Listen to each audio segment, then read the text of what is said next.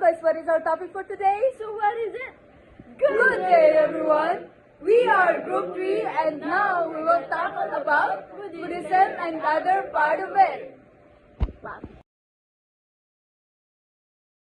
Anyone here knows about Buddhism?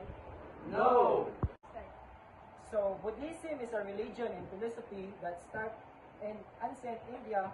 It was founded by Siddhartha Gautama, known as the Buddha. It teaches people to understand suffering and practice mindfulness and meditation, develop wisdom. It treats others with kindness and compassion.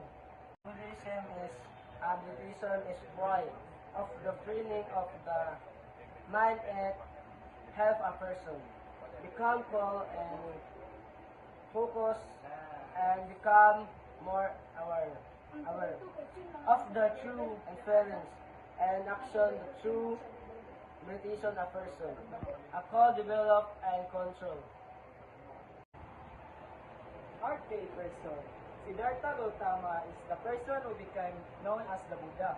He wanted to understand why people experience suffering through his search and meditation.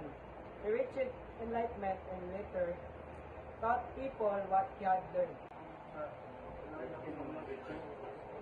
The Eightfold Path is the Buddhist guide to ending suffering and reaching enlightenment by believing a balanced life. The Eightfold Path is a set of teaching in Buddhism that helps a person reduce suffering and live better life. It teaches people to understand life, treat others well, and train their minds. The three main parts of wisdom, which means having the right understanding intentions. Buddhism in conclusion.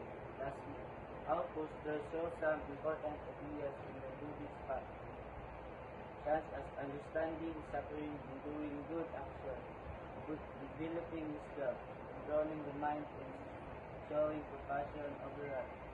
Buddhism teaches the importance of having a peaceful and mindful life. Thank you. Ethics. Speaking kindly, acting without harming others, and choosing an honest career. Ethics, which means speaking, acting, and working in ways that do not harm others. Meditation. Training your mind through effort, waiting awareness, and deep focus. Which focuses on controlling the mind through effort, awareness, and concentration. Overall, it teaches us to live a balanced and peaceful life. So this is the part of 4 noble truths. First one is dukkha. Life includes suffering and dissatisfaction, which means that suffering is a natural part of life. And second one is samudaya. Suffering is caused by craving attachment.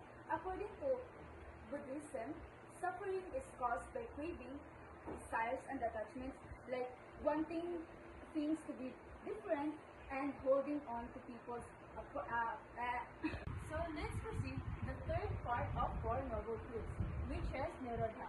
When we say nirodha, it is the cessation or ending of suffering. It teaches that we don't have to remain trapped by any suffering, by understanding ourselves and letting go of unhealthy attachment. So with that, we can achieve peace and freedom. So let's say example, kapag masyado tayong nakakabit sa isang bagay na hindi natin kayang kontrolin. So, maaari tayong makaramdam ng pagkabigo. So ikaw babe, mabutang ka sa bagay na hindi mo kaya kontrolin. So, di ba? So, naman na makakindi ka, walang pagkabigo. So that's all the part of Buddhism. Thank you.